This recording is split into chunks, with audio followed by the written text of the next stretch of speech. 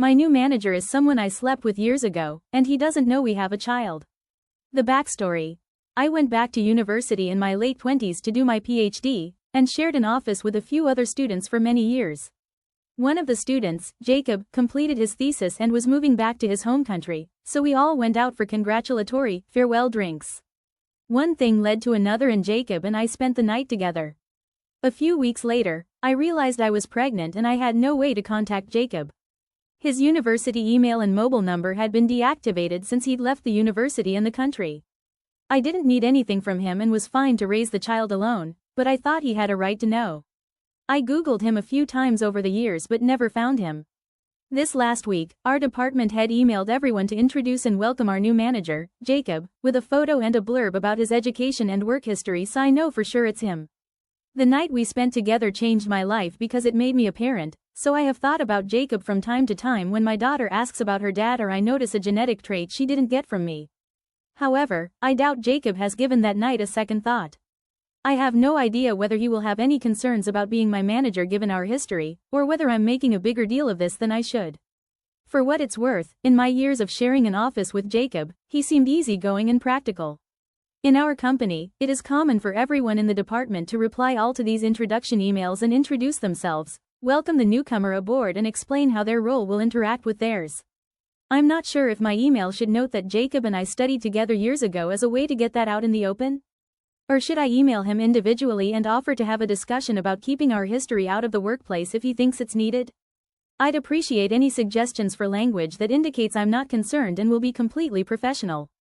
And then, in direct contradiction to that, I'd also appreciate a script for a separate email saying, can we please meet outside of work because I need to tell you something important about our history, so I can tell him about his daughter. If you or any commenters think I shouldn't tell him, or I should let him settle into his new country and new job first, I would definitely take that on board. Update 8 months later. Thank you for answering my letter. You were right, it was a really big deal. I was viewing the Jacob as my manager problem from his perspective, until I told him otherwise. It was just a simple one-night stand over a decade ago, and it didn't seem like a huge problem. I hated and appreciated the reality check. I regret reading the comments, but thank you also for moderating them as quickly as you did. A lot happened in a short space of time. Thankfully I already had a therapist. First, I spoke to my union representative who said, say nothing but call us if HR tries to set up a meeting with you. Staying silent and having Jacob independently declare the prior relationship when he arrived would have been problematic because I'd still end up in the same position and I would have lied by omission. Our HR team can be gossipy and they know the age of my half-Chinese daughter, so I needed to have as much control as possible over the disclosure. I spoke to an employment lawyer who reviewed our policies and, at his suggestion, I wrote an email to HR declaring a prior relationship with Jacob. And then I was immediately pushed out. Even if you have all the legal support in the world, you can't prevent someone from doing something illegal, you just have recourse afterwards. In a meeting with my lawyer, the union rep, HR, and a member of the senior management team, I was asked to resign.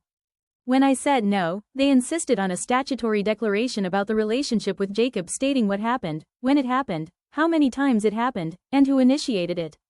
I also said no to that. We ended the meeting with each side agreeing to think about possible solutions. The company's solution was to start messing with my pay, my benefits, my swipe card access to my office, my computer login, and my email, calendar account. They spread rumors about me and I heard coworkers whispering that I'd had an affair with a manager. They sent me for a random drug test at a time when I was scheduled for an important meeting with clients. They canceled accommodation that had been booked for upcoming travel, which I only found out about because I was getting paranoid and called the hotel. I can't describe how awful it feels to know that someone with this kind of power over your job is devoting their time and energy to thinking of ways to screw with you. Every day I was going into work wondering what was waiting for me and it was wearing me down fast. The advice from the union representative was to go back in time and follow their first piece of advice, or just keep documenting everything as we prepared to take legal action. The lawyer estimated that it would take at least a year to get any kind of resolution, and I didn't even want the job anymore. By this point, I wasn't sleeping much and I had cried a few times at work. I was beginning to crack and we were only just getting started.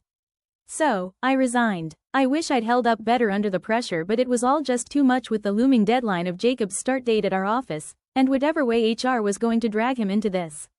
I'm lucky that I can take my time looking for a new job, so I've had some space to process everything. Outside of the work stuff, I spoke with a family lawyer who outlined all the possible ways this situation could go, and what the most likely outcomes were. Basically, my daughter is old enough that what she wants would get heavily weighted by a court if it came to that. I have spoken to my daughter many times about her father. I told her what I knew about him and that I had tried to contact him. I've offered for her to see a therapist if she ever wanted to talk about it with someone who wasn't me, and she has always said, thanks, but no thanks. The family lawyer helped me write a letter which I left for Jacob. I told him about his daughter, said I wasn't trying to get anything from him, and gave him the contact details of my lawyer. After a few weeks of me freaking out that HR had somehow intercepted the letter, he emailed my lawyer. He was the easygoing and practical Jacob I remembered. He was still processing it but said he wasn't going to take any legal steps. He offered us his family medical history. He apologized if I resigned because of him, and he said he would like to meet our daughter if she's interested. She also has some siblings. I told her all this. She said she's happy that she has her father's contact info but she doesn't want to meet him right now. She's of the view that having him in our lives would cause unwanted disruption. And she doesn't even know about the work clusterfuge.